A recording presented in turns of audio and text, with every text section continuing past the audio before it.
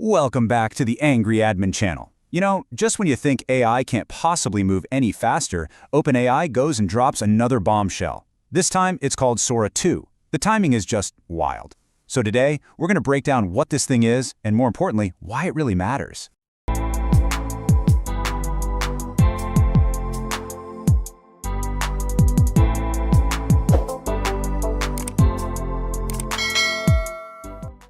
This quote, this one right here, it absolutely nails the feeling in the tech world right now. For a lot of folks, this feels every bit as big, every bit as game-changing as when ChatGPT first landed. We are seriously on the verge of a huge shift in how we create and share, well, pretty much everything.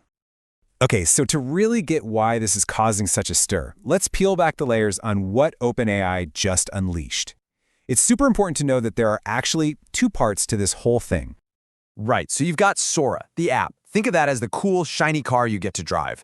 It's the tool you'll actually use. But the real beast is what's under the hood, Sora 2. That's the brand new model, the engine that actually makes all the magic happen. And this is the core promise, isn't it? It's all about just radically simplifying the whole creative process. That gap, you know, the one between having a brilliant idea in your head and actually seeing it as a finished video, yeah, that's about to get a whole lot smaller, almost instant. And there's something genuinely exciting about that. So what does this actually mean for creators, for artists, for you and me? Well, if you ask OpenAI, we're standing on the edge of something pretty historic. I gotta say, I really love this metaphor they're using, a Cambrian explosion. It just paints this perfect picture of a sudden, massive boom of new ideas, new art, new forms of expression just bursting into existence. The creative playing field could be about to get so much bigger, and honestly, the quality of what we see could just skyrocket. And check out some of the key features that make this so personal. The Cameo feature, it lets you literally put yourself or your friends right into any video. And this is all possible because of a huge technical leap forward, character consistency. So finally, no more of those weird morphing faces from one scene to the next. And OpenAI is saying this isn't just about making cool videos. It's about building a totally new way for all of us to connect with each other.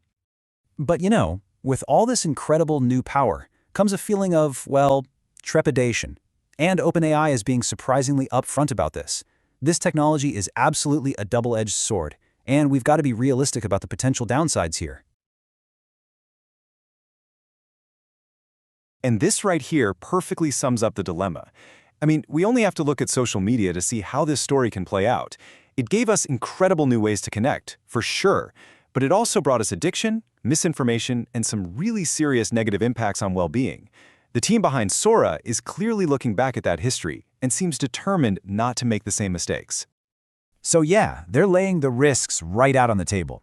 They're worried about creating services that are too addictive, opening up new ways for people to bully each other, and of course, the misuse of someone's personal likeness. Here we go. I'm floating on a silver sky, trying to find where I belong, but the stars keep slipping by. Oh, they don't sing along.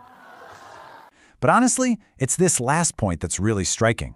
The fear of creating an RL-optimized slop feed. Just think about that. An endless AI-generated stream of content, perfectly optimized to be as addictive as humanly possible, just to keep you scrolling forever. Chilling stuff.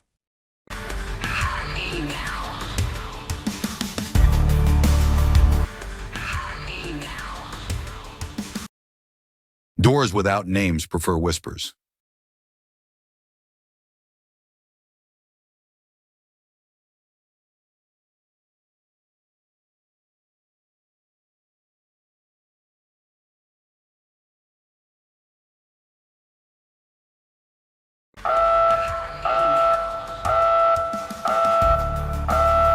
Okay, so the good news is they aren't just wringing their hands about the problems. They're actually building in safeguards from day one to try and stop that kind of dystopian future before it even starts.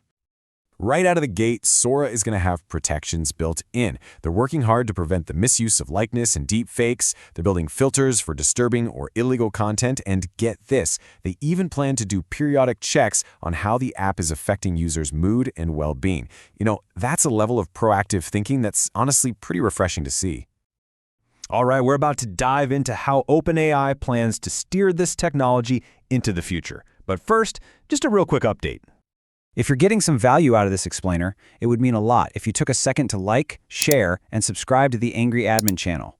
We do deep dives like this all the time. Oh, and also, be sure to check out my new podcast, The Tech World, over on Spotify. Your support genuinely helps us keep making this stuff for you. Okay, now back to Sora 2. So beyond those initial safeguards, OpenAI has actually laid out a set of guiding principles. You can think of this as their ethical compass, right? The thing that's going to steer source development and hopefully ensure it does more good than harm. And these principles are really interesting. They're not aiming for short-term engagement. They want long-term user satisfaction. They want you to have control over your feed, not some black box algorithm. They're putting creation ahead of just mindlessly consuming.